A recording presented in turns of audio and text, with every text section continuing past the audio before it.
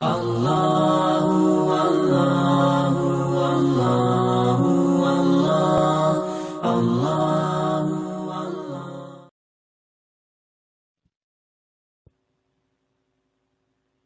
الحمد للہ وکفی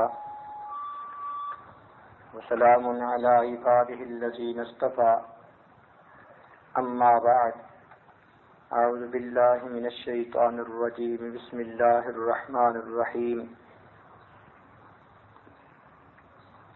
ولا تقربوا الزنا انہ کان فاحشۃ وساء سبیلا۔ سبحان ربک رب العزۃ عما یصفون، وسلام علی المرسلین والحمد للہ رب العالمین۔ اللہم صل علی سیدنا محمد وعلی آل سیدنا محمد وبارک وسلم۔ اللہم صل علی سیدنا محمد وعلی آل سیدنا محمد وبارک وسلم۔ اللہم صل علی سیدنا محمد وعلی آل سیدنا محمد وبارک وسلم۔ بچوں کی تربیت کے عنوان سے بات چیت ہو رہی تھی۔ جب بچے نوجوان ہو جاتے ہیں تو یہ زندگی کے ایک نئے مرحلے میں داخل ہوتے ہیں۔ ان کی اپنی سوچیں ہوتی ہیں، احساسات ہوتے ہیں، اپنے جذبات ہوتے ہیں۔ جس طرح ان کو کھانا پینا سونا اس کی ضرورت محسوس ہوتی ہے، اس طرح ان کو اپنی جنسی ضروریات کو پورا کرنے کی بھی ضرورت محسوس ہوتی ہے۔ شریعت و سنت نے اس کا بہترین حل یہ بتایا کہ جب بھی بچی کے جوڑ کا خامد مل جائے فوراً اس کی شادی کر دی جائے۔ ہمارے مشائخ اس بارے میں اتنی احتیاط کرتے تھے کہ جیسے ہی انہیں پتہ چلتا کہ بچی گھر میں جوان ہو گئی تو ایک سے دوسرا مہینہ اپنے گھر میں نہیں آنے دیتے تھے، اس کی رخصتی کر کے فریضہ ادا کر دیتے تھے۔ اس لیے کہ کتابوں میں لکھا ہے جوان ہونے کے بعد بیٹی کی اگر شادی نہ ہوئی تو وہ جو گناہ کا کام بھی کرے گی وہ ماں باپ کے نام اعمال میں بھی جائے گا۔ اور آج تو حالت ایسی ہے کہ جہیز کی تیاریوں میں اور ادھر ادھر کی تیاریوں میں اتنی دیر لگا دیتے ہیں کہ ایک بیٹی کی شادی کر رہے ہوتے ہیں اور اس سے نیچے کی 3 بیٹیاں بھی جوان ہو رہی ہوتی ہیں۔ اب ایسی صورت میں کہ جب بچی جوان ہو گئی اور اس کو 10-15 سال پھر ماں باپ کے گھر میں رہنا پڑا تو اس دوران تو پھر وہی گناہ سے بچے گی جو یا تو غبیہ ہوگی یا پھر اللہ کی ولیہ ہوگی۔ غبیہ کہتے ہیں کہ جس کا دماغ کام نہ کرتا ہو، پاگل سی ہو، اور ولیہ کہتے ہیں کہ پھر جس کے سینے کو اللہ نے ولایت کے نور سے روشن کر دیا ہو۔ ان دونوں کے درمیان میں جو کوئی ہے اس کا گناہ سے بچنا بہت مشکل ہے، اس لیے کہ شیطان گناہ کی طرف لاتا ہے، اپنا نفس انسان کا گناہ کی طرف کھینچتا ہے، اور کچھ لوگ ہوتے ہیں جو انسان کی شکل میں شیطان کے نمائندے ہوتے ہیں۔ وہ اپنے کلاس فیلوز ہوں، اپنے قریب کے رشتہ دار ہوں یا اجنبی غیر محرم ہوں، وہ بھی گناہ کی طرف دعوت دیتے ہیں۔ پھر ریڈیو، ٹی وی، گانا، موسیقی، ویڈیو اور انٹرنیٹ کے اوپر چیٹنگ، اس نے جلتی کے تیل کا کام کر دیا۔ ایسی صورتحال میں جب اس نوجوان بچی کو ہر طرف گناہوں کی کشش کھینچتی ہے تو پھر اس کی سوچوں میں فرق آنا شروع ہو جاتا ہے۔ حیا ایک قدرتی اور فطری چیز ہے جو اللہ نے عورت میں رکھی ہے۔ اس کے لیے حیا اور پاک دامنی کی زندگی گزارنا مشکل ہوتا ہے۔ اس کو اپنے اندر ایک جنگ کرنی پڑتی ہے۔ اب خوش نصیب بچیاں اس جنگ کو سمجھتی ہیں کہ ہم جہاد کر رہی ہیں۔ مرد دشمن کے سامنے میدان جنگ میں جا کر جہاد کرتے ہیں، اور بچیاں اپنے گھروں میں رہتے ہوئے اپنے نفس کے ساتھ جہاد کر رہی ہوتی ہیں۔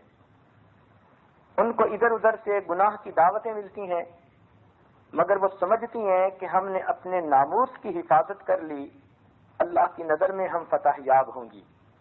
جس طرح مجاہد اگر جنگ میں فتح پائے تو غازی بنتا ہے، اسی طرح اگر بچی اپنے عزت و ناموس کی حفاظت کر گئی تو وہ اللہ کی نظر میں غازیہ ہوگی۔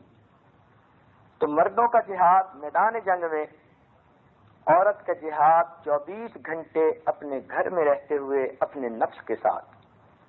مرد کا جہاد کھلا ہوتا ہے، سب کے سامنے ہوتا ہے، نوجوان بچی کا جہاد چھپا ہوا ہوتا ہے، وہ کسی کو بتا بھی نہیں سکتی، کسی کو اپنے دل کے راز کھول بھی نہیں سکتی کہ کہاں کہاں سے شیطان اس پہ حملے کرتا ہے، نفس کہاں کہاں اس کو جو ہے جال میں پھنسانے کی کوشش کرتا ہے۔ بس وہ اپنے رب کو کے سامنے فریاد کر سکتی ہے اور اپنے آپ کے ساتھ یہ جہاد کر سکتی ہے تاکہ وہ اس میں کامیاب ہو جائے۔ یہ بات ذہن میں رکھنا، عورت کی ہر غلطی معاف ہو جایا کرتی ہے لیکن کردار کی غلطی کبھی معاف نہیں ہوا کرتی۔ اس لیے عورت کی تربیت میں اگر کوئی اور کمی رہ گئی کہ زبان دراز ہے، غصے کی تیز ہے، ضدی ہے، کام چور ہے، غافلہ ہے، سست ہے، اس قسم کی تمام اس کی کمزوریاں برداشت آسانی سے کر لی جاتی ہیں، لیکن اس کے کردار کی کمزوریاں برداشت کرنے پہ کوئی تیار نہیں ہوتا۔ اس لیے جوان بچیوں کے لیے اپنے عزت و ناموس کی حفاظت کرنا یہ سب سے بڑا کام ہے۔ اللہ رب العزت نے جہاں قرآن مجید میں چوری کا تذکرہ کیا، وہاں فرمایا وَالسَّارِقُ وَالسَّارِقَةُ فَاقْطَعُوا أَيْدِيَهُمَا، چوری کرنے والے مرد اور چوری کرنے والی عورت، ان دونوں کے ہاتھوں کو کاٹ دیا جائے۔ تو مرد کا تذکرہ پہلے، عورت کا تذکرہ بعد میں، لیکن جہاں زنا کا تذکرہ آیا وہاں اللہ تعالیٰ نے عورت کا تذکرہ پہلے کیا۔ الزانیۃ والزانی فاجلدوا کل واحد منہما 100 جلدہ۔ زنا کرنے والی عورت اور زنا کرنے والا مرد، مفسرین نے لکھا کہ جب تک عورت خود ڈھیل نہ دے، خود موقع مہیا نہ کرے، مرد کوشش کے باوجود بھی اس کی عزت و ناموس پہ ہاتھ نہیں ڈال سکتا۔ پھر چوری کرنا مردانگی کے زیادہ خلاف تھا، اس لیے وہاں پر مرد کا تذکرہ پہلے کیا۔ زنا کرنا حیا کے خلاف ہے اور حیا عورت میں زیادہ ہوتا ہے، اس لیے عورت کا تذکرہ پہلے کیا۔ لہذا جوان بچی کے لیے دنیا میں سب سے بڑا کام اپنی عزت کی حفاظت کرنا۔ اس کو یوں محسوس ہونا چاہیے کہ ہر غیر آدمی میری طرف لالچ کی نظر رکھتا ہے اور میں نے اپنے آپ کو خود بچانا ہے۔ جس طرح چراغ جل رہا ہو تو ہوا کے جھونکوں سے اسے خود بچایا جاتا ہے، نہیں بچائیں گے تو کوئی تھپیڑا آئے گا، چراغ گل کر جائے گا۔ اسی طرح بچی سمجھے کہ میرے عزت و ناموس کا چراغ جل رہا ہے، آندھیوں سے، ہواؤں سے اسے میں نے بچانا ہے، اگر میں نے غفلت کی تو کوئی تھپیڑا لگے گا اور میرے عزت کا چراغ گل ہو جائے گا۔ یہ عورت کا دنیا کے اندر رہتے ہوئے سب سے بڑا کام ہوتا ہے کہ وہ اپنے عزت و ناموس کی حفاظت کرے۔ اس لیے ایک نابینا کے بارے میں ایک واقعہ اس ساجد نے پہلے بھی سنایا کہ رات کا وقت تھا، اسے پانی لانے کی ضرورت پڑی کہیں دور سے۔ اس نے پانی کا گھڑا اپنے سر پہ رکھا اور لاتے ہوئے ایک ہاتھ میں اس نے چراغ جلا کر پکڑا ہوا۔ اب دیکھنے والے بڑے حیران، کہنے لگے آپ تو نابینا ہو، آپ کو اس روشنی سے فائدہ تو کوئی نہیں، آپ تو اپنے اندازے کے مطابق راستوں کے اوپر چلتے ہو، تو آپ کو تو روشنی کی ضرورت ہی نہیں۔ اس نے کہا بالکل ٹھیک ہے، مجھے روشنی کی ضرورت نہیں، لیکن رات کا اندھیرا ہے، آنکھوں والے جب اندھیرے میں چلتے ہیں تو ان کو صحیح پتہ نہیں چلتا، میں نے چراغ جلا کر اس لیے پکڑ لیا کہ کہیں کوئی آنکھوں والا مجھ سے نہ ٹکرائے اور اس کی وجہ سے میرا گھڑا نہ ٹوٹ جائے۔ تو اندھا کتنا سمجھدار تھا کہ اس نے چراغ اس لیے پکڑا تھا کہ دوسرے لوگ راستے کو دیکھیں اور مجھ سے مت ٹکرائیں، اس لیے کہ اگر ٹکرائیں گے تو نقصان تو میرا ہوگا۔ جوان عورت کو بھی یہی سوچ رکھنی چاہیے، اگر میں بے پردہ باہر نکلی، اگر کسی غیر محرم نے دیکھ لیا اور اس کی نظر میں فتور آ گیا، اگر میں نے کسی کے ساتھ تنہائی میں باتیں کی، اگر میں نے کسی کے ساتھ ٹیلی فون پر باتیں کرنی شروع کر دیں اور ذرا سا بھی کسی کو موقع دیا تو عزت تو میری خراب ہوگی، دنیا کی بھی بدنامی اور اللہ کے ہاں کی بھی ناراضگی، اور میں اس جہاد میں پھر ناکام ہو جاؤں گی اور اپنے رب کو کیا منہ دکھاؤں گی۔ اس لیے اس کو ان باتوں کا خیال رکھنا چاہیے۔ ازواج مطہرات کے بارے میں آیا کہ اس بارے میں اتنا احتیاط کرتی تھیں کہ جب کبھی وہ صحن کے اندر فارغ بیٹھی ہوتی، کوئی تسبیح وغیرہ کر رہی ہوتی، تو کھلے صحن کی طرف چہرہ نہیں کرتی تھیں بلکہ دیوار کی طرف چہرہ کر کے بیٹھتی تھیں کہ ممکن ہے غلطی سے بھی کسی کی نظر پڑنے کا امکان نہ ہو۔ اب سوچئے کہ اپنے گھر میں بیٹھی ہوئی عورت صحن کی طرف چہرہ کر کے اس لیے نہیں بیٹھتی کہ ممکن ہے دروازہ کھلے یا کوئی اور ایسی صورت بن جائے، غلطی سے بھی کسی کی نظر نہ پڑے، تو وہ بیٹھتی بھی تھیں تو دیوار کی طرف اپنا چہرہ کر کے بیٹھتی تھیں تاکہ کسی کی نظر پڑنے کا سوال ہی پیدا نہ ہو۔ تو معلوم ہوا کہ یہ عورت کی ذمہ داری ہوتی ہے، فرض منصبی ہوتا ہے، اس کا دنیا میں رہتے ہوئے سب سے بڑا کام یہ ہوتا ہے کہ وہ اپنی عزت و ناموس کی حفاظت کرے۔ اگر اس کی عزت لٹ گئی تو اس کا سب کچھ لٹ گیا، اس کے پلے کچھ نہ بچا۔ اس لیے عورت کو اس معاملے میں ضرورت سے زیادہ محتاج ہونے کی ضرورت ہے۔ ایک اصول ذہن میں رکھ لیں، افسوس کے ساتھ مجھے کہنا پڑ رہا ہے کہ مرد ہمیشہ اپورچونسٹ ہوتے ہیں۔ یہ طے شدہ بات ہے، آزمائی ہوئی بات ہے، آپ کو اسے آزمانے کی ضرورت نہیں۔ اصول بنا لیں کہ مرد ہمیشہ موقع پرست ہوتے ہیں۔ عورت کے معاملے میں مرد 18 سال کا جوان ہو یا 80 سال کا بوڑھا ہو، سب کی حالت ایک جیسی ہوتی ہے۔ جب بے پردہ عورت نکلتی ہے، ایک ہی وقت میں اس کو جوان بیٹا بھی لالچ کی نظر سے دیکھ رہا ہوتا ہے اور اس کا سفید بالوں والا باپ بھی اس لڑکی کو لالچ کی نظر سے دیکھ رہا ہوتا ہے۔ عورت مرد کی ایک کمزوری ہے، اس لیے نبی اسلام نے فرمایا کہ مجھے اپنی امت کے مردوں پر سب سے زیادہ جس چیز کا خطرہ ہے وہ عورت کا فتنہ ہے۔ اس لیے یہ عورت کی ذمہ داری ہے کہ وہ اپنے آپ کو بچائے۔ شریعت نے مردوں کو بھی کہا وہ اپنی نگاہوں کا لحاظ کریں، خیال رکھیں۔ عورت کو بھی کہا کہ وہ بھی اپنی نگاہوں کا خیال رکھیں۔ آج کل کی جوان بچیاں سمجھتی ہیں کہ نظروں کو نیچے کرنا تو مرد کا کام ہے، وہ کیوں ہماری طرف دیکھتے ہیں، اور اس چیز کو بھول جاتی ہیں کہ ان میں بھی نفس ہے اور ان کے ساتھ بھی شیطان ہے۔ ان کی بھی نظر اگر غیر مرد پر پڑے گی تو ان کے فتنے میں بھی پڑنے کا خطرہ ہے۔ قرآن مجید نے گواہی دے دی، ذالک اطہر لقلوبکم وقلوبہن، کہ پردے میں رہو بیویو، یہ ان مردوں کے دلوں میں کے لیے بھی پاکیزگی کے لیے اچھا ہے اور تمہارے دلوں کی پاکیزگی کے لیے بھی اچھا ہے۔ تو دلوں کے بھید جاننے والے پروردگار نے فیصلہ فرما دیا کہ جب بھی انسان نظر کی کوتاہی کرتا ہے تو مرد کے اندر بھی اس سے گناہ آتا ہے، عورت کے دل میں بھی گناہ کے خیالات آتے ہیں۔ لہذا کسی کو رابع بصری بننے کی ضرورت نہیں، قرآن کی تعلیمات کو قبول کرنے کی ضرورت ہے، اور اس بات کو مان لینا چاہیے کہ عورت کے لیے بھی اپنی نظر کی حفاظت کرنا ضروری، مرد کے لیے بھی اپنی نظر کی حفاظت کرنا ضروری۔ تاہم مرد کو بھی منع کیا گیا، عورت کو بھی منع کیا گیا۔ تو جوان بچی کے لیے دنیا کا سب سے بڑا اہم کام اور فرض اس کا اپنی عزت و عصمت کی حفاظت۔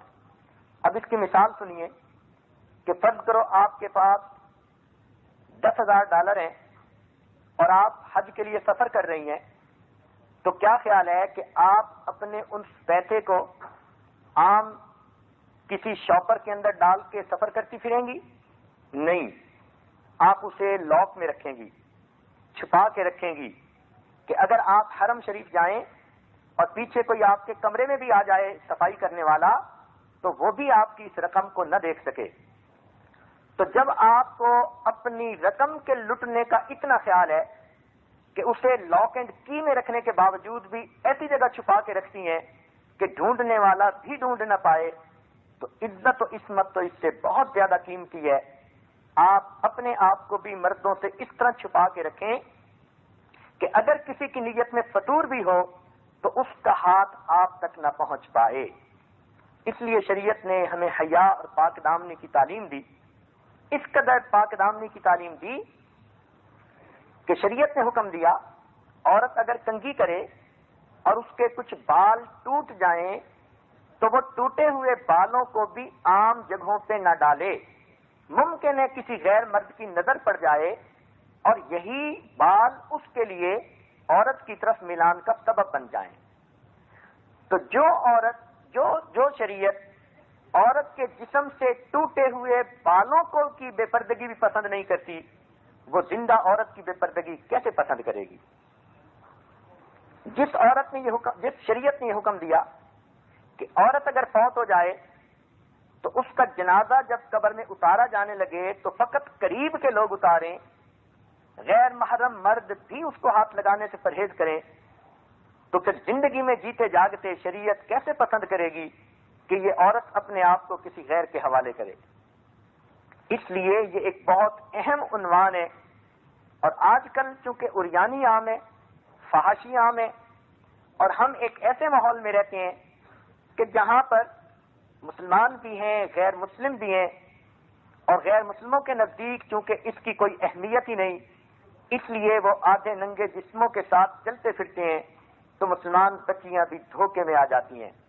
یاد رکھنا، مسلمان حیا والا ہوتا ہے، اس لیے فرمایا الحیاء شعبۃ من الایمان، حیا ایمان کا شعبہ ہے۔ اور ایک اور جگہ فرمایا اذا فاتک الحیاء اعمل ما شئت، جب تجھ سے حیا رخصت ہو گئی تو پھر جو چاہے کرتا پھر۔ تو حیا ایک نعمت ہے جو اللہ نے عورت کے اندر کوٹ کوٹ کر بھری ہوتی ہے، یہ فطرت ہے عورت کی کہ وہ حیادار ہوتی ہے۔ جس عورت سے حیا چلی گئی یوں سمجھ لے کہ مجھ سے اللہ کی نعمت چھن گئی، نہ اس کے لیے دنیا میں عزت ہے نہ اس کے لیے آخرت میں عزت ہے۔ اس لیے اپنی نگاہوں کو پاک رکھنا، اپنے دلوں کو صاف رکھنا، اپنے ناموس اور عزت کی حفاظت کرنا، یہ عورت کے فرائض میں سے سب سے بڑا فریضہ ہوتا ہے۔ جیسے آپ گاڑی چلا رہی ہیں تو گاڑی آپ اتنی احتیاط سے چلاتی ہیں کہ آپ کو پتہ ہوتا ہے کہ سامنے سے آنے والی گاڑیاں وہ ہو سکتا ہے کہ مجھے ٹکر ماریں، تو میں نے اپنی گاڑی کو بچانا ہے۔ اسی طرح آپ یوں سمجھیے کہ ہر گزرنے والا مرد وہ آپ کے ناموس کے ساتھ ٹکرا سکتا ہے، اپنے ناموس کی گاڑی کو بچانا یہ آپ کی ذمہ داری ہے۔ ڈرائیور کبھی غافل نہیں ہوتا کہ جی میں تو چلتا رہوں، دوسروں کو چاہیے کہ وہ ایکسیڈنٹ سے اپنے آپ کو بچائیں، نہیں، خود ڈرائیور اپنے آپ کو بچاتا ہے کہ ایکسیڈنٹ نہ ہونے پائے۔ اسی طرح جوان بچی کو اپنے آپ کو خود محفوظ کرنا ہے کہ کہیں ایکسیڈنٹ نہ ہونے پائے۔ شریعت نے اس کی ابتدا ہی ایسے کر دی کہ فرمایا کہ مخلوط محفلوں سے پرہیز کرو، منع فرما دیا۔ چنانچہ عورت فقط ان مردوں کے سامنے آ سکتی ہے جو محرم کہلاتے ہیں، جہاں حیا کا رشتہ ہے، جہاں جنسی ہوس ناکیاں ختم ہو جاتی ہیں، الفتیں محبتیں سچی ہوتی ہیں، جیسے باپ کا رشتہ، بیٹے کا رشتہ، بھائی کا رشتہ، یہ محرم رشتے ہیں۔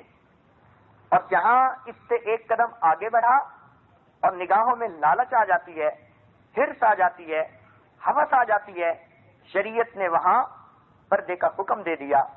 اس لیے کئی غیر محرم جو گھروں میں رہتے ہیں ان سے بھی بچنے کا حکم دیا۔ نبی اسلام نے فرمایا الکور موتن، کہ دیور تو موت ہے۔ اب یہ ایسا غیر محرم ہوتا ہے کہ رہتا بھی قریب ہے اور ہوتا بھی غیر محرم ہے۔ تو عورت کے لیے اپنے آپ کو بچا کے رکھنا یہ انتہائی اہم ہوتا ہے۔ اس کا آسان طریقہ کیا کہ غیر محرم سے حد الوسع بات ہی نہ کریں۔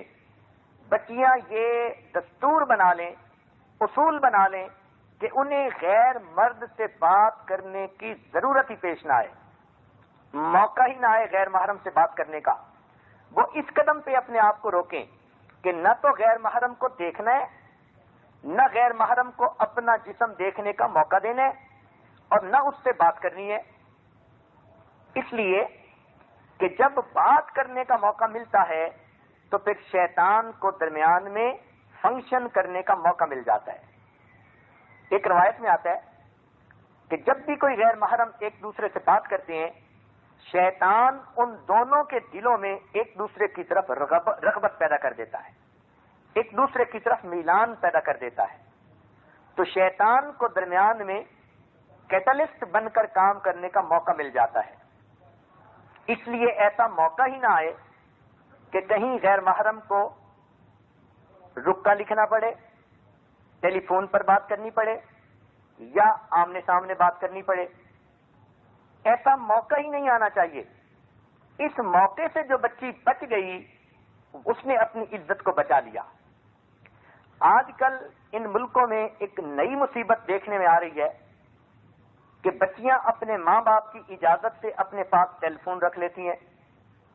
ایک ملک سے ابھی یہ عاجز ہو کے آیا، وہاں پر یہ سنا کہ 90% سے زیادہ جوان بچیوں کے پاس ٹیلی فون ہوتے ہیں، سکولوں میں بھی اپنے بکسوں میں رکھے ہوئے ہوتے ہیں۔ اب سیل فون پہ وہ کیا کرتی ہیں کہ ان کو کالیں آ رہی ہیں اپنے کزنوں کی، اپنے کلاس فیلوز کی۔ یہ سیل فون نہیں، حقیقت میں اس بچی کے ہاتھ میں ہیل فون ہے۔ اس کو سیل فون نہیں کہنا چاہیے، اس کو ہیل فون کہنا چاہیے۔ یہ جہنم کا فون ہے اس کے ہاتھ میں، اور اس کو جہنم سے کالیں آ رہی ہیں کہ تم جلدی میرے اندر آؤ، میں تمہارے لیے تیار بیٹھی ہوں۔ یاد رکھنا کہ عورت کی سب سے بڑی غلطی یہ ہوتی ہے کہ وہ غیر محرم کو بات کرنے کا موقع دیتی ہے۔ قرآن مجید نے اس راستے کو اس طرح بند کیا، فرمایا فلا تخضعن بالقول، کہ اگر کبھی کوئی بات کرنے کا موقع ہی بن جائے، ضرورت ہی ایسی پیش آ گئی، تو عورت کو چاہیے کہ وہ اپنی آواز میں نرمی نہ رکھے، سختی کے انداز میں بات کرے۔ اب سختی سے مراد بدتمیزی نہیں، سختی سے مراد یہ کہ جو بات ضروری ہے وہ کرے اور غیر ضروری کا موقع ہی نہ دے۔ روکھے پن سے بات کرنا، جو عورت روکھے پن سے غیر مرد سے بات کرے گی اس مرد کو جرت ہی نہیں ہوگی کہ وہ ایک سے دوسری بات کر سکے۔ اور اگر بات کرتے ہوئے ساری دنیا کی شیرینی زبان میں سمٹ آئے گی اور پیار محبت کے انداز میں نرم باتیں کی جائیں گی، فَيَطْمَعَ الَّذِي فِي قَلْبِهِ مَرَضٌ، قرآن مجید نے فیصلہ دے دیا ایسا نہ ہو کہ طمع کرے وہ بندہ جس کے دل کے اندر مرض ہے۔ تو دلوں میں شہوت اور مرض تو مردوں کے ہوتا ہی ہے۔ ذرا کسی نے نرم بات کی، آواز پسند آ گئی، لہجہ پسند آ گیا، کچھ بھی اور نہیں، تو اتنا مرد کے ذہن میں خیال آ گیا کہ یہ عورت بات کرنے کا خود موقع دے رہی ہے، تو مرد آگے قدم بڑھائے گا، اس لیے کہ اس کو تو موقع کی تلاش ہوتی ہے۔ میں نے پہلے عرض کیا کہ مرد سب کے سب اپورچونسٹ ہوتے ہیں الا ماشاء اللہ۔ اللہ جس کی حفاظت کرے، جس کے دل میں اولیاء کا نور ہو، بس وہ ہے کہ جو اس فتنے سے بچتا ہے، ورنہ اس معاملے میں سب کے سب مرد ایک جیسے ہوتے ہیں۔ تو شریعت نے کہا کہ جب بات کرنے کا موقع ملے تو آپ بات ہی ذرا روکھے انداز سے کیجیے۔ کئی مرتبہ بچیوں کے ذہن میں یہ بات آتی ہے اور وہ ایک دوسرے سے باتیں کرتی ہیں کہ بس میں تو ذرا فون پہ بات کر لیتی ہوں، میں نے تو دیکھا بھی نہیں کبھی اس کو۔ یہ بہت بڑا شیطان کا پنڈا۔ جب آپ کسی سے بات کرنے پر آمادہ ہو گئیں تو پھر اگلے کام سب آسان ہو جائیں گے۔ دیکھیے پورے انبیاء میں کسی نے یہ دعا نہیں مانگی کہ اے اللہ میں آپ کو دیکھنا چاہتا ہوں، رب ارنی انظر الیک، اللہ میں آپ کو دیکھنا چاہتا ہوں، ملاقات کرنا چاہتا ہوں۔ صرف حضرت موسیٰ علیہ السلام ایسے ہیں کہ جنہوں نے قرآن پاک میں یہ فرمایا اے اللہ میں آپ کا دیدار کرنا چاہتا ہوں۔ کیوں؟ مفسرین نے اس کی وجہ لکھی کہ حضرت موسیٰ علیہ السلام کلیم اللہ تھے، ان کو اللہ تعالیٰ سے ہم کلامی کا موقع ملتا تھا، اور یہ دستور ہے کہ جب کسی کو ہم کلامی کا موقع ملے گا تو اگلا قدم ہوگا کہ ایک دوسرے کو دیکھنے کو دل کرے گا۔ تو قرآن سے یہ ثابت ہو رہی ہے بات۔ تو اگر آپ نے فون پر بات کرنے کی اجازت کسی کو دے دی تو اگلا قدم پھر ملاقات کا ہوگا، اور جب ملاقات ہوتی ہے تو پھر حجابات سب کے سب ہٹ جایا کرتے ہیں۔ نہ تو خدا ہے نہ میرا عشق فرشتوں جیسا، دونوں انسان ہیں تو کیوں اتنے حجابوں میں ملیں۔ پھر سب حجاب اتر جاتے ہیں اور انسان کو احساس ہی نہیں ہوتا، پتہ تب چلتا ہے کہ جب گناہ ہو چکا ہوتا ہے۔ اس لیے اس کو ابتدا سے روکیے، اور یہ ذہن میں سوچنا فلاں کی شکل ایسی ہے، فلاں کی پرسنالٹی میں بڑی گریس ہے، انتہائی بیوقوفی کی بات ہے۔ اس لیے کہ جب اللہ رب العزت نے انسان کے مقدر میں یہ چیز لکھ دی کہ اس نے جوان ہونا ہے، پھر اس کی شادی ہونی ہے، اور شادی کے بعد اس کو حلال طریقے سے اپنی ہر خواہش پوری کرنے کا موقع ملنا ہے، تو انسان اپنے وقت کا انتظار کرے۔ ہر چیز اپنے وقت پہ اچھی لگتی ہے۔ جو انسان وقت سے پہلے گناہوں کے ذریعے اپنی ضرورتیں پوری کرنے لگتا ہے تو پھر اس کی زندگی کے اندر پریشانی آتی ہے۔ کوئی بندہ ایسا نہیں آپ دکھا سکتی کہ دنیا کے اندر جس نے زنا والے گناہ کو اپنایا ہو اور خوشیوں بھری زندگی گزاری ہو، بلکہ اگر یہ کسی سے بات کرنے بھی لگتی ہیں تو ہزار خطرے، بہن سے چھپاؤ، امی سے چھپاؤ، بھائی سے چھپاؤ، ابو سے چھپاؤ، کسی کو پتہ نہ چلنے پائے۔ ایک گناہ کیا کیا، ہر وقت کی مصیبت خرید لی۔ اب اس گناہ کو چھپانے کے لیے ان کو جھوٹ قدم قدم پہ بولنے پڑتے ہیں، بہانے بنانے پڑتے ہیں۔ بات چیت کا موقع نکالنے کے لیے یہ جھوٹ اور غلط بیانی کے ذریعے موقع پیدا کرتی ہیں۔ تو ایک گناہ ہے لیکن اس نے سینکڑوں گناہوں کے راستے کھول دیے، اور کئی مرتبہ تو جھوٹی قسمیں کھا جاتی ہیں اپنے عیبوں کو چھپانے کے لیے۔ چنانچہ ایک بچی نے خط لکھ کے کسی ملک میں سے فتویٰ پوچھا کہ جی میں کسی کے ساتھ گناہ میں ملوث ہوتی تھی اور میری والدہ کو پتہ چل گیا، اور اس نے مجھے ایک مرتبہ سخت ڈانٹا اور کہا کہ تو نے ایسی حرکت کیوں کی۔ میں نے اس کو یقین دہانی کروانے کے لیے قسم کھائی، اس نے کہا میں تیری قسم پہ بھی اعتماد نہیں کرتی۔ تو بالآخر اس بچی نے یہ تک کہہ دیا کہ اگر میرے اس کے ساتھ تعلقات ہوں تو مجھے مرتے وقت کلمہ نصیب نہ ہو۔ اب ماں کے سامنے تو شرمندگی سے اپنے آپ کو وقتی طور پہ بچا لیا، بعد میں اس کو احساس ہوا کہ میرا حشر کیا ہوگا۔ اب اس بچی نے خط لکھا، حضرت مجھے مسئلہ سمجھائیں، نہ میں دین کی رہی نہ دنیا کی رہی، میرا انجام کیا ہوگا۔ یہ سب کس لیے کہ اس نے ایک غلط راستے پر قدم اٹھایا، انجام ایمان کی تباہی نکلا۔ تو جب ایک راستہ ہے ہی خطرناک تو کیوں اس میں انسان قدم اٹھائے؟ اگر آپ کے سامنے 100 ٹافیاں رکھ دی جائیں اور کہہ دیا جائے کہ جی اس میں سے ایک میں زہر ہے، باقی 99 ٹھیک ہیں، آپ کھا لیجئے، آپ ایک کو بھی ہاتھ نہیں لگائیں گی۔ کیوں؟ آپ کہیں گی میری جان کا خطرہ۔ اے بیٹی، اگر تجھے جان کا خطرہ ہے، 1% بھی تو رسک نہیں لینا چاہتی، ان 100 ٹافیوں میں سے ایک بھی نہیں لینا چاہتی، جہاں تیری عزت کا خطرہ ہو وہاں تو کیوں رسک لیتی ہے اور کیوں قدم آگے بڑھاتی ہے؟ تو وہاں بھی تو ہمیں 100% محتاط ہونا چاہیے تاکہ میری عزت کی حفاظت رہے۔ قیامت کے دن اللہ تعالیٰ آپ سے پوچھیں گے کہ آپ نے اپنی عزت کی حفاظت کیوں نہ کی۔ اس لیے جوان بچیوں کو چاہیے کہ وہ محسوس کریں کہ ہمارے لیے زندگی میں ایک جہاد کا وقت ہوتا ہے، اور وہ کیا ہے؟ اپنے عزت و ناموس کی حفاظت کرنا۔ اس لیے جو عورت اپنی عزت و ناموس کی حفاظت کرے گی اور اس حفاظت کرتے ہوئے اس کو اگر موت بھی آ گئی تو شریعت نے کہا کہ جو لڑکی اپنی عزت کو بچاتے ہوئے موت آ جائے گی اللہ تعالیٰ قیامت کے دن شہیدوں کی قطار میں کھڑا فرمائیں گے. تو اللہ رب العزت بھی تو بڑے قدردان ہیں. اور ایک حدیث میں یہ فرمایا کہ اگر کسی کو کسی نے گناہ کی دعوت دی اور اس نے جواب میں کہا کہ میں اللہ سے ڈرتی ہوں اور گناہ کی طرف قدم نہ اٹھایا, اللہ تعالیٰ قیامت کے دن اس کو اپنے عرش کا سایہ عطا فرمائیں گے. اب یہ نعمتیں کیوں مل رہی ہیں؟ کہ اس نے اپنے آپ کو گناہوں سے بچایا.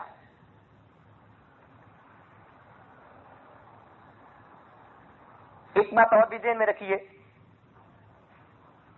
اور اس کو اچھی طرح سمجھنے کی کوشش کیجیے کہ انسان کی زندگی کی ہر چیز کا ایک کوٹا ہے. سانسوں کا کوٹا کہ پوری زندگی میں کتنے سانس لینے ہیں. پھر انسان نے جتنے لقمے کھانے ہیں ان کا کوٹا, جتنے گھونٹ پانی پینے ان کا کوٹا, جتنے لمحے زندگی میں گزارنے ہیں ان کا کوٹا. ہر چیز کا ایک کوٹا متعین ہے. اسی طرح انسان کو اپنی زندگی میں کتنی مرتبہ اس کی جنسی ضرورتیں پوری ہوں گی اس کا بھی ایک کوٹا ہے.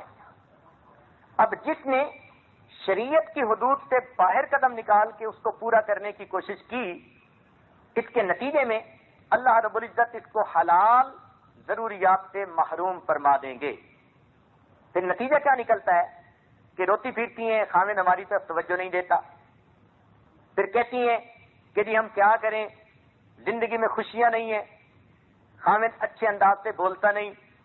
اس لیے کہ جب آپ نے شریعت کی حدود کو کراس کر کے غیر سے محبت حاصل کرنے کی کوشش کی, اللہ نے اس کی وجہ سے تمہیں جائز محبت سے محروم فرما دیا.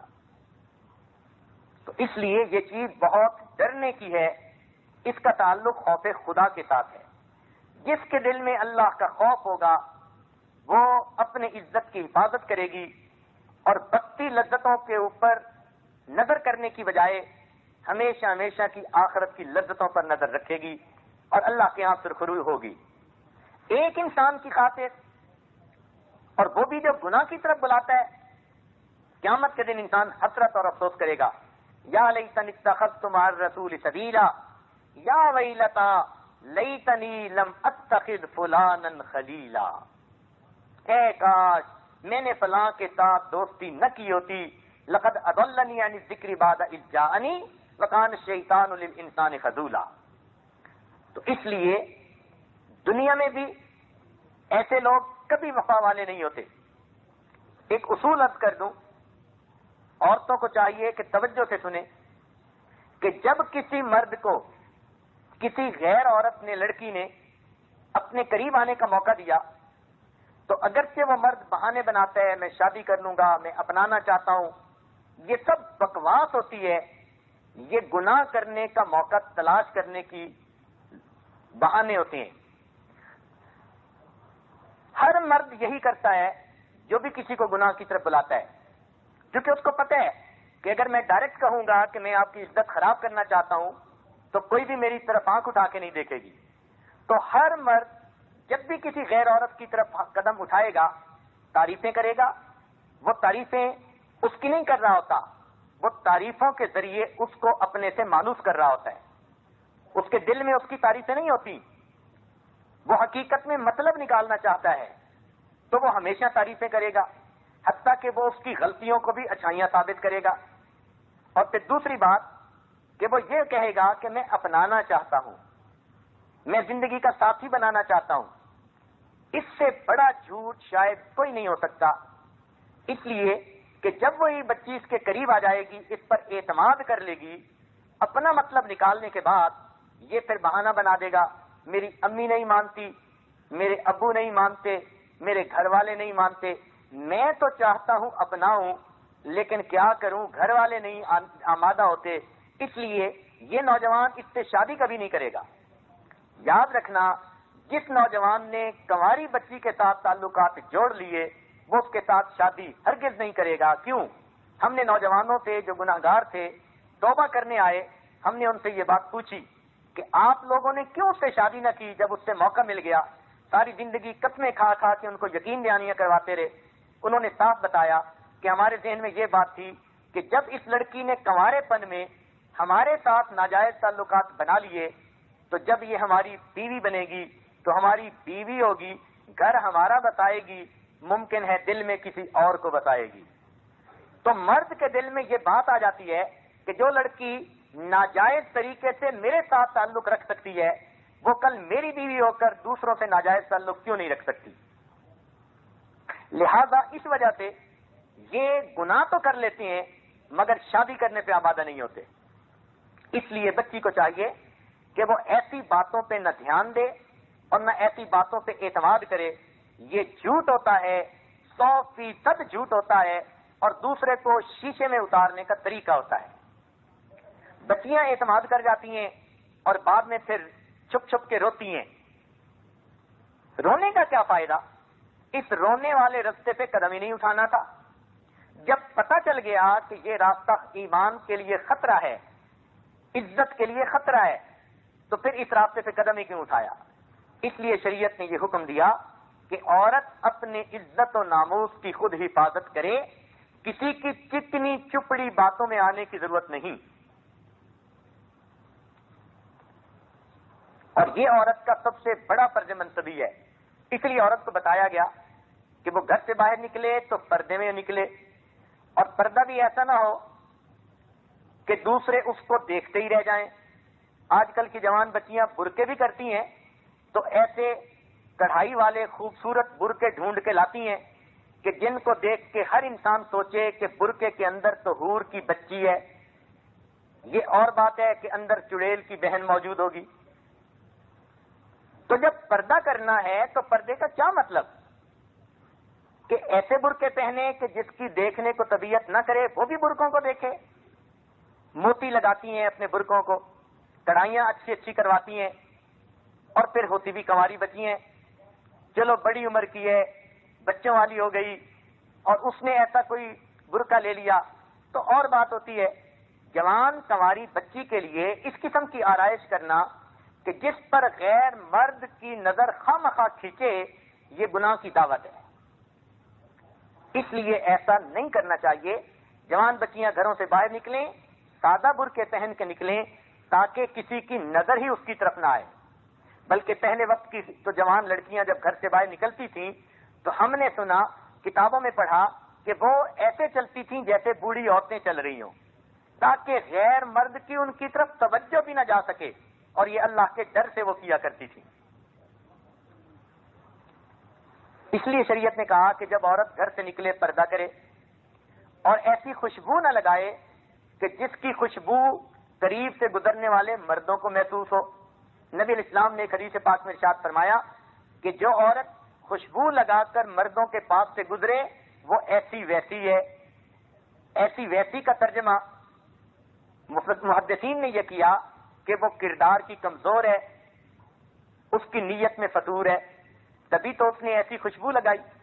تو مرد کو اللہ نے شریعت نے اجازت دی وہ پھیلنے والی خوشبو لگا سکتا ہے. عورت ایسی خوشبو لگائے کہ فقط اس کے قریب جب گھر کا کوئی آدمی آئے تو اس کو خوشبو محسوس ہو, دور والوں کو خوشبو محسوس نہ ہو. اور آج تو معاملہ الٹ ہو گیا. آج تو یہ چاہتی ہیں ہم جس گلی سے گزر جائیں بعد میں گزرنے والے بھی ہماری خوشبو کو یاد کرتے پھریں. یہ ایسا نازک معاملہ ہے کہ عورت جس راستے سے گزر جاتی ہے اور اس کے قدموں کے نشان لگ جاتے ہیں, اگر بعد میں گزرنے والے مرد کا پاؤں اس کے قدموں کے نشان پہ پڑ جائے, اللہ تعالیٰ اس مرد کے اندر بھی شہوت کو بیدار کر دیتے ہیں. شیطان اس کے اندر شہوت کو بیدار کر دیتا ہے. تو اس لیے یہ بہت نازک جو ہے معاملہ ہے. اس لیے شریعت نے پردے کو بہت اہمیت دی, اور اس کے بارے میں احادیث میں بہت تفصیل موجود ہے. تو جوان بچیوں کو چاہیے کہ وہ اس کو اپنا جہاد سمجھیں اور ہر وقت اللہ سے دعائیں مانگیں, اللہ اس جہاد میں ہمیں کامیاب فرما. اس کے بدلے کیا ملے گا؟ اللہ رب العزت کی رضا ملے گی. اور اگر دل کسی کی طرف کھنچے تو چاہیے کہ اللہ سے دعائیں مانگے تاکہ اللہ تعالیٰ دل کی کیفیت کو ٹھیک کر دے. کتابوں میں لکھا ہے من تعشقا وقتم عشقہ فہو شہید، جس کے دل میں کسی کی طرف کوئی میلان آ گیا اور اس نے اس کو چھپایا اور ظاہر نہ کیا اور اسی حالت میں موت آ گئی، اللہ تعالیٰ قیامت کے دن شہیدوں کا رتبہ عطا فرما دیں گے۔ تو اس لیے اپنی عزت و ناموس کی حفاظت کرنا یہ بچیوں کی بہت بڑی ذمہ داری ہے، اور اس کے لیے یہ جتنی احتیاط کریں گی اتنی احتیاط تھوڑی ہے۔ ہر احتیاط پر ان کو اللہ تعالیٰ کی طرف سے اجر ملے گا۔ شریعت نے تو یہاں تک کہا کہ اپنے کپڑے ایسی جگہ نہ رکھے جہاں غیر محرم مرد کی نظر پڑے، اپنا نام کسی غیر مرد کے علم میں نہ آنے دے، نام تک کا پردہ رکھا، ضرورت پڑے تو فلاں کی بیٹی، فلاں کی بیوی، فلاں کی امی، اس انداز میں غیر محرم کو بتایا جائے، نام کا بھی پتہ نہ چلے۔ شریعت نے تو اس میں اتنی احتیاط کرنے کا حکم عطا فرمایا، اور یہ احتیاط سب اسی لیے کہ شیطان کو راستہ نہ ملے گناہ کروانے کا۔ شیطان نے کہا کہ عورتیں میرا وہ تیر ہیں جو کبھی خطا نہیں ہوتی، النساء حبائل الشیاطین، عورتیں تو شیطان کی رسیاں ہوتی ہیں۔ تو اس لیے شیطان ایسی صورت میں عورت کے دل میں بھی گناہ کا خیال ڈالتا ہے، مرد کے دل میں بھی، اور اس کی حفاظت یہ عورت کی بھی ذمہ داری، مرد کی بھی ذمہ داری۔ اور جس نے اپنی جوانی کو عفیف بنا لیا، پاکیزہ بنا لیا، پاک دامن زندگی گزاری، اللہ کے ہاں اس کی بڑی قیمت ہے۔ کسی شاعر نے کہا، در جوانی توبہ کردن شیوہ پیغمبری، وقت پیری گرگ ظالم میں شود پرہیزگار۔ جوانی میں توبہ کرنا یہ پیغمبروں کا شیوا ہے، اور بڑھاپے میں تو پھر بھیڑیا بھی بڑا پرہیزگار بن جاتا ہے۔ ایک بزرگ کو جب بھی کوئی ضرورت پیش آتی دعا کی تو وہ نیک نوجوانوں کو دیکھتے اور ان سے دعا کرواتے۔ کسی نے پوچھا کہ آپ اتنے بڑے بزرگ ہیں اور سفید ریش ہیں، آپ خود دعا کیوں نہیں کرتے، نوجوانوں سے دعا کرواتے ہیں؟ وہ فرمانے لگے کہ جو نوجوان اپنی جوانی کی حفاظت کرتا ہے، جب وہ دعا کے لیے ہاتھ اٹھاتا ہے، اللہ رب العزت اس کے ہاتھوں کو خالی لوٹاتے ہوئے شرماتے ہیں۔ تو اس جوانی کو عبادت کے ذریعے سے محفوظ کر لیجیے، اپنے آپ کو گناہوں کے ہر موقع سے بچائیے۔ اور آج کل تو جن کو ڈائجسٹ پڑھنے کا شوق ہے، ان کا پہلا مضمون ہی 3 عورتیں 3 کہانیاں۔ کمپیوٹر پہ بیٹھے ہیں تو چیٹنگ شروع ہو جاتی ہے، اور اگر ٹی وی ہے تو یوں سمجھیں کہ گھر کے اندر ایک شیطان کی ایک بریگیڈ فوج موجود ہے۔ یہ ٹی وی نہیں، یہ حقیقت میں ایمان کی ٹی بی ہوتی ہے۔ تو جس گھر میں ٹی وی ہے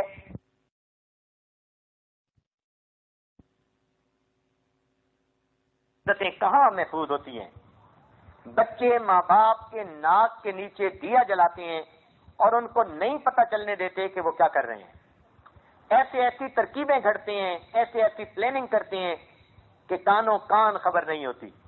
شریعت نے تو حکم دیا کہ دائیں ہاتھ سے تم صدقہ اس طرح دو کہ بائیں ہاتھ کو پتہ نہ چلے، اور آج کل کے لوگ دائیں ہاتھ سے اس طرح گناہ کرتے ہیں کہ بائیں ہاتھ کو پتہ نہیں چلنے دیتے۔ مگر کب تک؟ لوگوں سے تو چھپا لیں گے، اللہ کریم جو دلوں کے بھید جاننے والا ہے اس سے تو نہیں چھپا سکیں گے۔ تو اس لیے چاہیے کہ جب جوانی کی عمر آ جائے، سب سے پہلا کام ماں باپ کا فرض یہ ہے کہ بچوں کے جوڑ کا جب بھی رشتہ مل جائے فوراً شادی کر دی جائے۔ کئی گھروں میں تو نکاح بھی ہوتا ہے اور ماں باپ انتظار میں ہوتے ہیں، ہم نے نیا مکان بنانا ہے، جب مکان بن جائے گا پھر ہم بچوں کی شادی کریں گے۔ ایسے ماں باپ ان بچوں کے گناہوں کی وجہ سے قیامت کے دن جہنم کے عذاب میں جلیں گے۔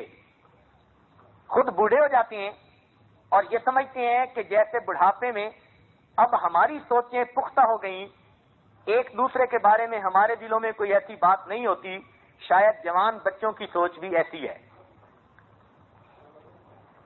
عطا اللہ شاہ صاحب بخاری رحمۃ اللہ علیہ نے ایک گھر میں مہمان تھے تو ان کے پتہ چلا کہ گھر میں جوان بیٹی ہے، تو انہوں نے مشورہ دیا کہ اس بچی کا جلدی نکاح کر دو. تو اس کی ماں کہنے لگی کہ ابھی تو میری بچی کے منہ سے دودھ کی بو آتی ہے, ابھی میں شادی کر دوں؟ انہوں نے کہا اماں شادی کر دو, اس لیے کہ دودھ خراب ہو گیا تو پھر اسے کتے ہی پئیں گے, انسان اسے نہیں پئیں گے. تو پتہ نہیں کیوں انتظار میں ہوتے ہیں کہ بچوں کی عزتیں خراب ہوں گی پھر ان کے شادیاں کریں گے. نہیں, شریعت نے حکم دیا ہم پہلے ہی اس فریضے سے فارغ ہو جائیں تاکہ یہ اپنے گھر کی ہو کر عزت و ناموس کی حفاظت کر کے اپنی زندگی گزاریں. اور جس بچی کو اللہ نے خامن دے دیا, گھر دے دیا, اولاد دے دی, خوش نصیب بچی ہے, اب اس کو چاہیے کہ وہ کسی کی طرف آنکھ اٹھا کے ہی نہ دیکھے. ایسا نہ ہو کہ اللہ کی نعمتیں اس سے چھن جائیں. اس لیے عزت و ناموس کی حفاظت یہ عورت کا سب سے بڑا فرض منصبی ہے. اللہ تعالیٰ نے آنکھوں کی پردے کا جو حکم دیا تو آپ کو پتہ ہے کہ آنکھوں کا پردہ اللہ نے کتنا چھوٹا اور کتنا تیز رفتار بنایا کہ دنیا میں پلک چھپکنا ایک مثال بن گئی. مختصر وقت میں اللہ تعالیٰ نے آنکھ ایسی بنائی کہ پلک کا پردہ گرتا ہے اور آنکھ بند ہو جاتی ہے. اگر یہاں پر کوئی لانگ ایکٹنگ یا سلو ایکٹنگ پردہ ہوتا تو لوگ بہانہ بنا دیتے, اللہ میں نے اس سے نگاہ بند کرنے کا ارادہ کیا تھا, کرتے کرتے اس کی نظر اس پر نظر پڑ گئی تھی. تو اللہ تعالیٰ نے پورے جسم میں سب سے زیادہ جلدی حرکت کرنے والی چیز انسان کی آنکھوں کی پلکیں بنائی ہیں تاکہ کل قیامت کے دن اپنی آنکھوں کو بند کرنے کے بارے میں یہ کوئی بہانہ نہ بنا سکے. سیدہ صدیق علیہ عنہا فرماتی ہیں کہ میں نے نبی علیہ الصلوۃ والسلام کی آنکھوں میں وہ حیا دیکھی کہ جو میں مدینہ کی کنواری لڑکیوں کی آنکھوں میں بھی نہیں دیکھا کرتی تھی. ایک حدیث پاک میں فرمایا نبی علیہ السلام نے لا ایمان لمن لا غیرت لہ, جس شخص کے اندر غیرت نہیں اس کے اندر ایمان ہی نہیں. اور ایک اور حدیث میں ارشاد فرمایا انا اغیر ولد آدم, میں اولاد آدم میں سب سے زیادہ غیور ہوں, واللہ اغیر منی, اور اللہ مجھ سے بھی زیادہ غیور ہیں.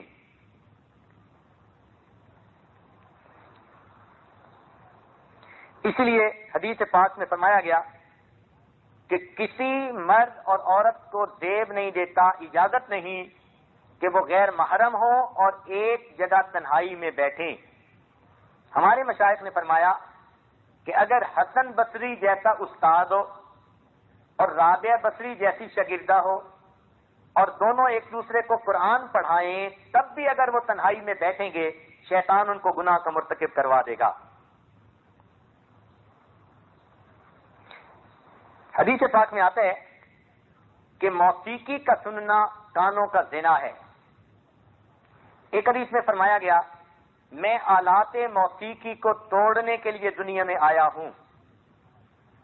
اور ایک حدیث پاک میں فرمایا گیا کہ موسیقی کے سننے سے دل میں گناہ کی خواہش اس طرح ابھرتی ہے جیسے بارش کے ہونے سے زمین کے اندر گھاس اگاتی ہے. اس لیے جن بچیوں کو گانے سننے کی شوق ہو, حقیقت میں یہ شوق ان کو گناہ کی طرف لے جانے والا شوق ہے. اس لیے اپنے آپ کو موسیقی سے بچائیں. شریعت نے تو یہاں تک کہا کہ جو بے پردہ پھرنے والی عورت فاسقہ ہو, پردہ دار عورت کو چاہیے کہ اس سے بھی اپنے آپ کو پردے میں رکھے, اس لیے کہ بے پردہ فاسقہ عورت بھی غیر محرم مرد کے حکم میں ہے. شریعت نے منع فرمایا کہ شادی شدہ عورت کو نہیں چاہیے کہ وہ دوسری عورتوں لڑکیوں کو اپنے خاوند کے ساتھ گزرے ہوئے خلوت کے لمحات کی باتیں سنائے. اگر کوئی سنائے گی شریعت نے کہا کہ وہ سورنی ہے.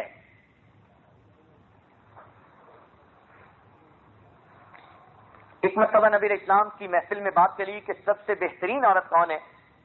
کسی نے کچھ کہا, کسی نے کچھ کہا. سیدنا علی رضی اللہ عنہ گھر تشریف لے گئے کسی کام کے لیے. گھر جا کر بتایا کہ محفل میں یہ بات چل رہی ہے. فاطمہ الزہرا رضی اللہ تعالی عنہا نے فرمایا میں بتاؤں سب سے بہتر عورت کون ہے؟ پوچھا کہ بتائیے. فرمانے لگیں کہ وہ عورت جو نہ تو کسی غیر محرم کو خود دیکھے اور نہ کسی غیر محرم کو دیکھنے کا موقع دے. انہوں نے آ کر یہ جواب نبی علیہ السلام کی خدمت میں بتا دیا. نبی علیہ السلام سن کر مسکرائے, فرمایا فاطمہ تو بضعۃ منی, فاطمہ تو میرے جگر کا ٹکڑا ہے. تو خاتون جنت فرماتی ہیں کہ سب سے بہترین عورت وہ ہوتی ہے جو خود نہ کسی غیر مرد کی طرف دیکھے اور نہ کسی غیر مرد کو اپنی طرف دیکھنے کا موقع دے, اور گناہ سے اپنے آپ کو بچانا چاہیے. شاہ عبد العزیز رحمۃ اللہ علیہ کا ایک شاگرد تھا, اس کو ایک مرتبہ کسی عورت نے بہانے سے گھر میں بلایا کہ ایک مریض ہے, اس کو کچھ پڑھ کے دم کر دیجئے. وہ سادہ آدمی تھا بیچارہ, جب گھر میں گیا تو دروازے بند, تب اس کو پتہ چلا کہ اس خاتون کی تو نیت ٹھیک نہیں, اب کیسے گناہ سے بچے. اس نے فوراً بہانہ کیا کہ مجھے ٹوائلٹ میں جانے کی ضرورت ہے. چنانچہ وہ ٹوائلٹ میں چلا گیا. وہاں جا کر جو گندگی پڑی ہوئی تھی اس نے وہ گندگی اپنے جسم سے مل لی. جب باہر نکلا تو بو کے بھبکے اٹھ رہے تھے. جب اس عورت کے قریب آیا اتنی بو آ رہی تھی, اس نے کہا مجھے کیا پتا تم اتنے کمینے اور اتنے بے وقوف انسان ہو, دفع ہو جاؤ یہاں سے. چنانچہ دروازہ کھولا, اس نے اپنا ایمان بچایا, نکل آیا. اب رو رہا تھا کہ کہیں راستے میں لوگوں کو بو آئی تو میں کیا جواب دوں گا. سیدھا مدرسے میں پہنچا, وہاں جا کر غسل خانے میں کپڑے بھی پاک کیے, دھوئے, غسل بھی کیا, اور گیلے کپڑے پہن کر حضرت کے درس کے اندر آ کر پیچھے بیٹھ گیا. یہ کبھی لیٹ نہیں آیا تھا, اس دن لیٹ ہو گیا. تھوڑی دیر کے بعد حضرت نے درس دینے کے دوران رک کر پوچھا, ارے تم میں سے اتنی تیز خوشبو لگا کر آج کون آیا؟ لڑکوں نے جب ادھر ادھر دیکھا, ایک لڑکے نے بتایا کہ جی یہ جو نیا لڑکا آیا ہے نا ابھی دیر سے, اس نے خوشبو لگائی ہوئی ہے. حضرت نے قریب بلایا, فرمایا کہ تم نے اتنی تیز خوشبو کیوں لگائی؟ جب بار بار پوچھا تو بتانا پڑا, اس کی آنکھوں میں سے آنسو آ گئے. اس نے واقعہ سنایا, کہنے لگا حضرت میں نے تو اپنے دامن کو بچانے کے لیے, عزت کو بچانے کے لیے اپنے جسم پر گندگی کو لگایا تھا, لیکن اب میں نہا بھی چکا, دھو بھی چکا, جہاں جہاں گندگی لگائی تھی میرے جسم کے ان حصوں سے خوشبو آ رہی ہے. چنانچہ جب تک یہ نوجوان زندہ رہا اس کے جسم سے مشک کی خوشبو آتی رہی. کتابوں میں لکھا ہے اسی وجہ سے ان کا نام خواجہ مشکی پڑ گیا تھا. تو لوگ انہیں خواجہ مشکی کہتے تھے کہ جہاں جہاں گناہ سے بچنے کے لیے انہوں نے گندگی لگائی تھی ان کے ان جسم کی جگہوں سے خوشبو آیا کرتی تھی. تو اللہ رب العزت فرماتے ہیں, اس لیے حدیث پاک میں آتا ہے کہ نبی اسلام نے فرمایا کہ جس نے غیر محرم سے اپنی نظر کی حفاظت کی اس کو اللہ رب العزت عبادت میں لذت عطا فرماتے ہیں. اور یہ بھی ذہن میں رکھیے کہ خوبصورت عورت کو دیکھنے سے آنکھیں خوش ہوتی ہیں, لیکن خوبصورت عورت کو دیکھنے سے دل خوش ہوتا ہے. تو صورت کو سنوارنے کی بجائے اپنی سیرت کو سنواریے. میں تو بچیوں کو کہا کرتا ہوں کہ قد اونچے ہیل کے جوتے کے بغیر بھی بڑا نظر آ سکتا ہے اگر عورت کی شخصیت کے اندر بلندی ہو. آنکھیں بغیر سرمے کے بھی خوبصورت نظر آ سکتی ہیں اگر ان کے اندر حیا موجود ہو.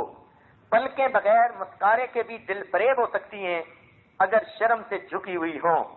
پیشانی بغیر بندیا کے بھی پرکشش ہو سکتی ہے اگر اس کے اوپر سجدوں کے نشان ہوں. تو عورت کے پاس تو اس کے سب سے قیمتی دولت اس کا اپنا عزت و ناموس ہوتا ہے. انگریزی کا ایک فکر ہے, if wealth is lost, nothing is lost. If health is lost, something is lost. And if character is lost, then everything is lost. So people feel that character is not a precious thing, but you can buy most precious thing of the world with the help of your character. یہ بات ذہن میں بٹھا لینا, ساری دنیا مل جائے یہ تلوار کا مقابلہ تو کر سکتی ہے, کردار کا مقابلہ نہیں کر سکتی. اپنے کردار کو بنائیے. مجدد ثانی رحمۃ اللہ علیہ فرماتے ہیں آنکھ بگڑنے سے دل کی حفاظت مشکل ہے, اور دل کے بگڑنے کے بعد شرمگاہ کی حفاظت مشکل تر ہے. اور عقل مند لوگ وہ ہوتے ہیں جو دوسروں کی غلطیوں سے سبق سیکھتے ہیں, جبکہ بے وقوف لوگ وہ ہوتے ہیں جو اپنی غلطیاں کرتے ہیں پھر ان کو دھکے پڑتے ہیں تب ان کو سمجھ آتی ہے بات.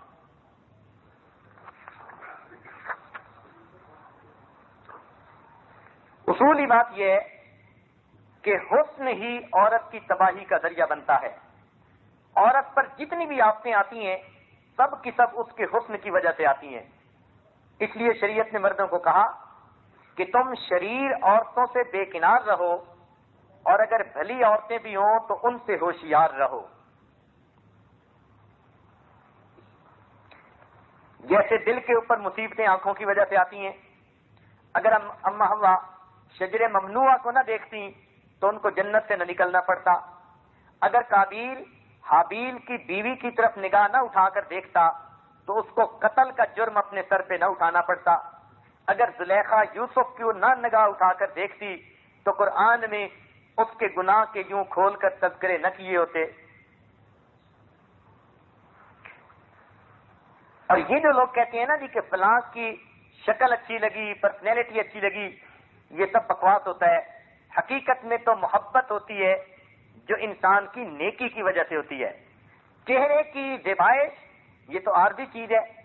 آج جو بچی جوان العمر ہے اور اس کے چہرے پہ جوانی کی خوبصورتی ہے، ایک دو بچے ہونے کے بعد اس کے چہرے کی جاذبیت وہ نہیں رہتی، اور جب ذرا اور عمر گزر جاتی ہے پھر تو اور ہی انسان کی شکل صورت ہو جاتی ہے۔ تو اگر خامد کو فقط عورت کی خوبصورتی کی وجہ سے اس کو تعلق ہوگا تو پھر چند سالوں کے بعد تو وہ کسی اور کو ڈھونڈنا شروع کر دے گا۔ اس لیے اچھی زندگیوں کی بنیاد حسن ظاہری نہیں ہوتا، حسن باطنی ہوا کرتا ہے، اچھے اخلاق ہوا کرتے ہیں۔ ظاہری حسن فانی ہوتا ہے اور اخلاق کا حسن ہمیشہ باقی ہوتا ہے۔ ویسے بھی اگر دور سے کسی کو دیکھیں تو وہ زیادہ خوبصورت نظر آتا ہے بنسبت قریب سے اس کو دیکھنے کے۔ اگر دور سے کسی کی آواز سنیں زیادہ دلکش محسوس ہوتی ہے بنسبت قریب سے سننے کے۔ تو کیا حسن کی حقیقت فاصلہ ہے کہ انسان فاصلے سے رہے تو حسن محسوس ہوتا ہے اور قریب آئے تو حسن ختم ہو جاتا ہے؟ اور یہ بھی دیکھا کہ انسان گناہ کرنے سے پہلے تو بڑا بہادر بنتا ہے، لیکن جب گناہ کر بیٹھتا ہے تو پھر اتنا بزدل بنتا ہے کہ پھر اس کو چھپانے کے لیے جھوٹ بولتا پھرتا ہے۔ شہوت وہ شیرینی ہے جو چکھنے والے کو ہلاک کر دیتی ہے، اور اصول یہ ہے کہ محبت اور عداوت کبھی چھپی نہیں رہ سکتی۔ جو انسان یہ سمجھے کہ محبت کروں گا اور چھپی رہے گی، یا میری دشمنی ہے اور چھپی رہے گی، وہ انسان بے وقوف انسان ہے۔ محبت اور عداوت ایسی چیزیں ہیں یہ کبھی نہیں چھپ سکتی۔ شہوت کی ابتدا چھوٹے کیڑے کی طرح ہوتی ہے، اس کو مارنا آسان ہوتا ہے، اور شہوت کی انتہا پھنکارنے والے اژدہے کی طرح ہوتی ہے، یہ خود انسان کو ہڑپ کر جاتا ہے۔ اس لیے حسن ظاہری کو بڑھانے کی بجائے حسن باطنی اور حسن اخلاق کو بڑھانے کی ضرورت ہے۔ جس طرح کانٹوں کے اوپر پھول ہو تو شاخ کو خوبصورت بنا دیتا ہے، اسی طرح جس گھر کے اندر کوئی نیک عورت ہو وہ اس گھر کو خوبصورت بنا دیتی ہے، اس گھر کو باعزت بنا دیتی ہے۔ اور ایک بات ذہن میں رکھیے کہ انسان کو ہر جیت سے خوشی ہوتی ہے، لیکن جتنی خوشی اپنے آپ سے جیت کر ہوتی ہے اتنی خوشی کبھی نہیں ہوا کرتی۔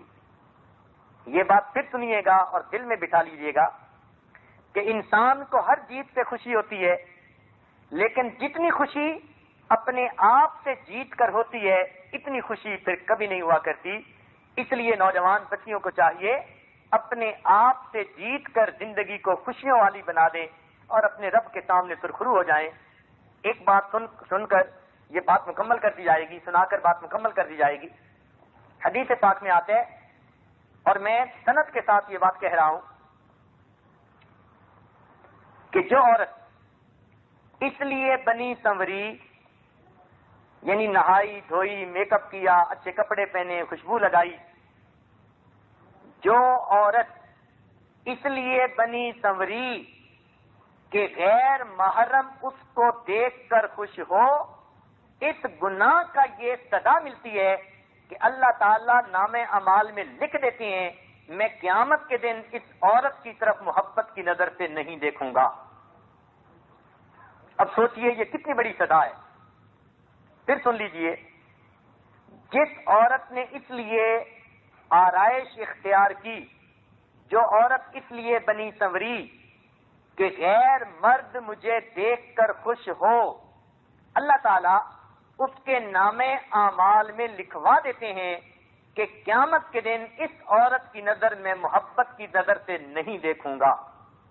اس لیے اپنے آپ کو غیر مردوں کی نظر سے بچائیے، اپنے عزت و ناموس کی حفاظت کیجیے۔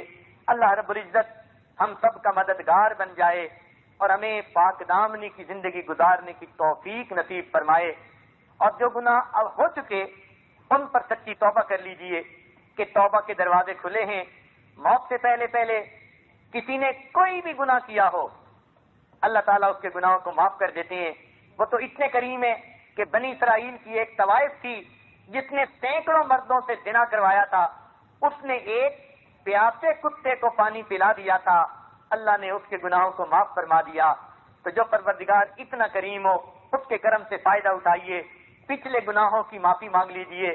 رمضان مبارک کی کچھ گھڑیاں باقی ہیں، یہ ہماری خوش نصیبی ہے کہ ان بابرکت گھڑیوں میں ہم سچی توبہ کر سکتے ہیں، اپنے رب سے سچی معافی مانگ سکتے ہیں۔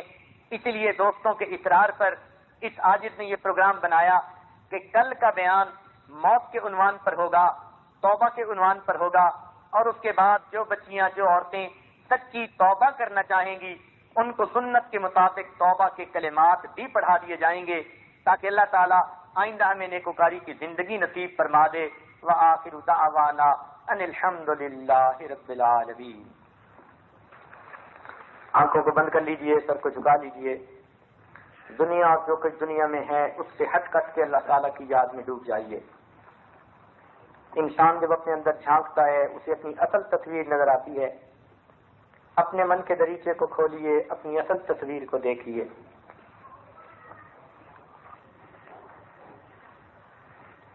لا الہ الا اللہ محمد رسول اللہ۔ دعا کیجیے۔ سبحان ربی العلی الوہاب، اللہم صلی علی سیدنا محمد وعلی آل سیدنا محمد وبارک وسلم۔ اے مالک، ہم عاجز مسکین بندے ہیں، ہمارے گناہوں کو معاف فرما، خطاؤں سے درگزر فرما، ہمارے عیبوں کی پردہ پوشی فرما۔ اے اللہ ہمارے قصوروں کو معاف فرما۔ اے اللہ ہم نے نگاہوں سے جو گناہ کیے معاف فرما، کانوں سے جو گناہ کیے معاف فرما، زبان سے جو گناہ کیے معاف فرما، دل دماغ سے جو گناہ کیے معاف فرما، ہاتھ پاؤں سے جو گناہ کیے معاف فرما، ہم نے اپنی شرمگاہوں سے جو گناہ کیے معاف فرما، چھپ چھپ کے جو گناہ کیے معاف فرما، محفلوں میں جو گناہ کیے معاف فرما۔ اے اللہ جو گناہ ارادے سے کیے وہ بھی معاف فرما، جو تنہائیوں میں کیے وہ بھی معاف فرما۔ اے اللہ ہمارے ساتھ درگزر کا معاملہ فرما، ہمارے ساتھ درگزر کا معاملہ فرما، میرے مالک درگزر کا معاملہ فرما۔ اے اللہ رمضان المبارک کے دن گزرتے جا رہے ہیں، تھوڑے سی گھڑیاں باقی رہ گئیں، میرے مولا ہماری توبہ کو قبول فرما۔ اے اللہ یہ تیرے بندے اعتکاف میں بیٹھے ہیں، اپنے گھروں کو چھوڑ کر آئے، تیری چوکھٹ کو پکڑا، اللہ امیدیں لگائے بیٹھے ہیں، اپنے در کے فقیروں پر رحم فرمائیے۔ اللہ اپنے در کے فقیروں پر رحمت کی نظر کیجیے، اے مولا رحمت فرما دیجیے۔ اے اللہ دنیا کے سخی بھی دروازے کھول دیتے ہیں، آپ تو سخیوں کے بھی پروردگار ہیں، اے مولا رحمت کے دروازے کو کھول دیجیے، ہماری توبہ قبول کر لیجیے، ہمارے گناہوں کو معاف فرما دیجیے۔ اے اللہ ہمارے ان گناہوں کو معاف فرما دیجیے، رب کریم رحمت کا معاملہ فرمائیے، اور اے اللہ ہماری اس حاضری کو قبول کر لیجیے۔ اے اللہ جو بچیاں عورتیں دور دور سے چل کے آتی ہیں، اللہ ان کے چل کے آنے کو قبول فرمائیے۔ اے اللہ ان کی زندگیوں کی حفاظت فرمائیے، ان کے ایمان کی حفاظت فرمائیے، ان کی عزتوں کی حفاظت فرمائیے، نفس اور شیطان کے مکر و فریب سے بچا دیجیے، اور انسانوں کی شکل میں جو شیطان ہیں ان سے بھی ان کو بچا دیجیے۔ میرے مولا خوشیوں بھری زندگی نصیب فرمائیے، جو دل کی نیک مرادیں ہیں پوری کر دیجیے، جو پریشانیاں ہیں ان کو دور کر دیجیے۔ اللہ ہمیں اپنا بنا لیجیے، ہمیں اپنے میں شامل فرما لیجیے، اپنے پسندیدہ بندوں میں شامل فرما لیجیے، قیامت کی رسوائی سے بچا لیجیے۔ رب کریم ہماری توبہ کو قبول فرما لیجیے۔ رب اے اللہ امت مسلمہ کو عزت رفتہ نصیب فرمائیے، جنہوں نے ہمیں دعاؤں کے پیغامات دیے، یہ کہا اللہ ان سب کی نیک حاجات کو پورا کر دیجیے، جن بیماروں نے دعاؤں کے لیے کہا اللہ ان کو شفا عطا فرما دیجیے۔ اے اللہ ہمارے والدین عزیز اقارب مشائخ سے دنیا سے رخصت ہو چکے ان کی مغفرت فرما دیجیے، اور جن کی آپ نے مغفرت کر دی قرب کے اعلیٰ درجات عطا فرما دیجیے۔ ربنا تقبل منا انك انت السميع العليم تب علينا انك انت التواب الرحيم صلى الله تعالى على حبيبه سيدنا محمد وآله وأصحابه أجمعين.